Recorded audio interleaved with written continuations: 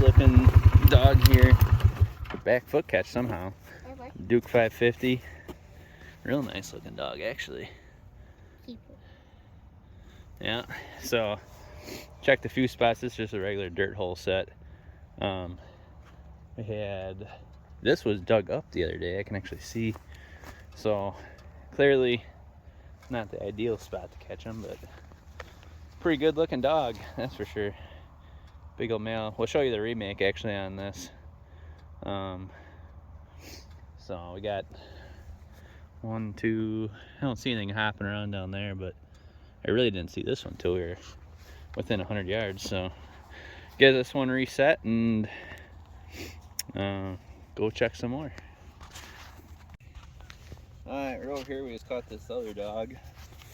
As you can see, good pad catch. He wasn't going nowhere. And that, man, those, they was holding tight. And that's just a regular Duke 550. It's not the number. It's not a 650, so it's not even 4-coiled. I used to always be under the belief that you had to 4-coil everything for coyotes, and these 550s kind of really changed my opinion on it. But anyway, pretty nice looking dog. Beautiful. Nice female, big female. So, kind of show you. Oh, she's nice colored actually. One of the nicer ones are caught. So now, I'll show you kind of a remake here. Kind of got a mess going. Before, I think I kind of had this as a mouse set. Yeah, you did. So, might leave it as the same. It's kind of, if you, Caden, if you kind of show them the video here, if you look around, this spot over the years has probably been my top spot for catching coyotes. It's been a hot spot. As you look down this way, there's a lane that runs down to the woods on the dairy farm. You look back this way, got another lane that cuts that way, then a field edge, then a field edge that way. It's just a big cross right here. There's 4 intersecting fields. And over the years, I'd say by far it's probably been my best producing spot I've had. So now that we caught one, you can see we have a mess. I think we've caught 2 here already this year. Yeah, or 3. No, yeah, 2. 2 or 3. So at this point, the whole set's a mess. Everything's gonna know there's something here before. So I think what I'm gonna do, I might as well leave it the same instead of making a big dirt hole. I really like these little mouse sets I do once in a while. Seems to, I mean, it kind of gives them something to do for a couple minutes. And I generally do the mouse sets when, I don't know if there's a different name for them, but I generally do them, for example, when its ground is too frozen and I can't really do anything else. So as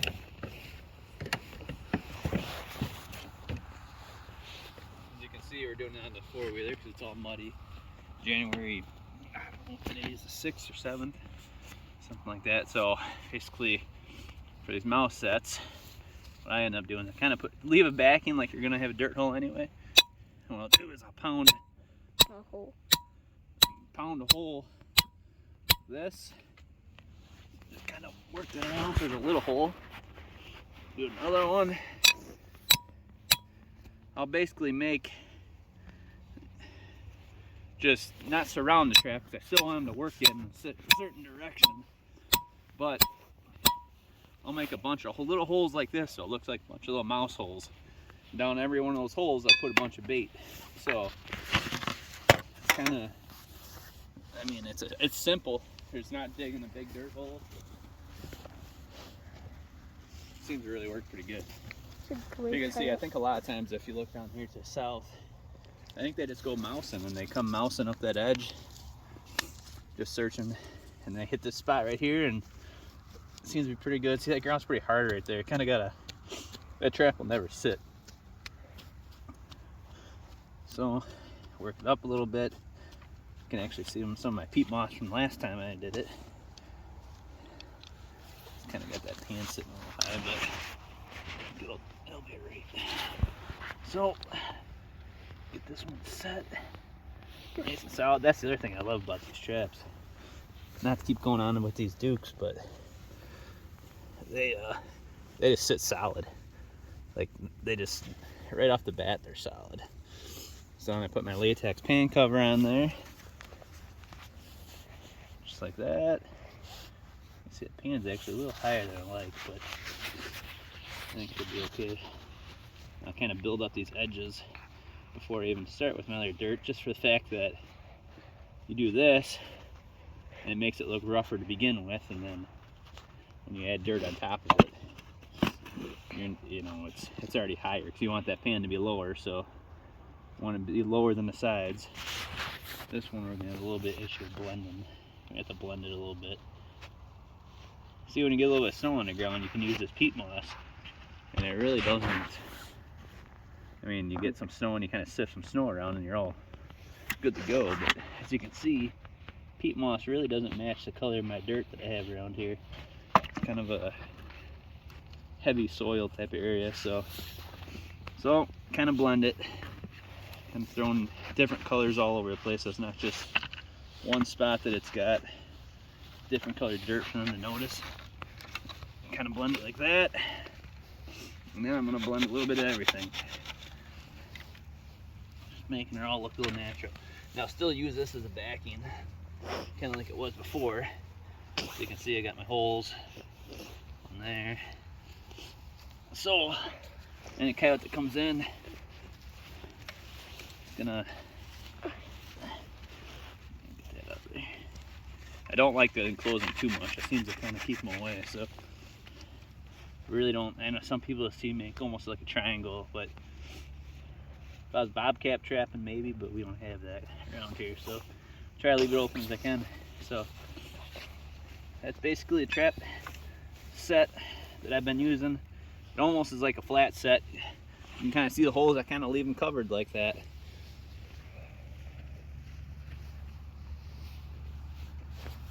So I end it. Lure wise, we don't really need much. I mean, it smells like coyote here right now. I can smell it. That's Gray coyote. That's a good looking dog for sure. One of the better ones we've probably caught this year. Yeah. Here in southern Wisconsin, we don't get real good colored coyotes. We kind of get a lot of off color. We get lots of reds, lots of yellows. You know, we don't get a ton of good looking, which, I mean, like high money type coyotes around here. You know, so there you go. You can see I kind of put a little bit of bait in every hole, and that's all I'm gonna do. There's enough smell around here. I don't really need to use a lure, and kind of like to change it up once in a while and begin with. So if I don't like putting a skunky smell on everything, a real strong smell, and it's been pretty warm, so really no need. All right, that's it. That's a remake of a set. I mean, this set here, that's what she looks like when it's all done. So all right, well, see what happens tomorrow. All right, right here we just had a trap basically kind of got frost and just popped. So I'll kind of show you this remake. This isn't a normal set either. This is I don't know why I have it set up like this. I kind of had an issue getting a hole in the ground. So you can see I kind of got a big hole in the ground, and then I couldn't get any more. I couldn't get any deeper anyway, so what I did then, it's almost like the old step down set.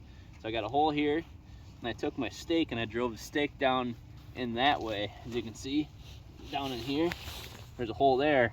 So I drove the stake in that way, and then threw my lure in that way. And then this is a little bit lower, so I'm hoping that cat will walk in, step here to look down into here to into there. Just kind of the way the dirt was, that was kind of my only option. I couldn't get that hole deep enough, and the ground kind of fell apart on me when I was doing it. Like I said, this one just popped frost last night, so it just is. Hopefully I can get the videos together and You'll see we caught a coyote up there. So all I'm doing basically is just resetting this one. Sometimes these sets will get a little bit, the frost gets too heavy, it'll trip them off.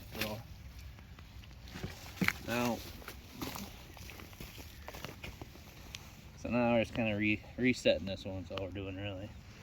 But yeah, see, she's got to be solid. Got to be solid. Okay, it's got to step everywhere, and that thing's not gonna budge, or you won't catch them. So let's do a little bit of that. Get some antifreeze. A lot of people use dried dirt. I just don't have any made up right now, so we're just antifreezing it. And we're supposed to get rain, so kind of crappy weather this next week again.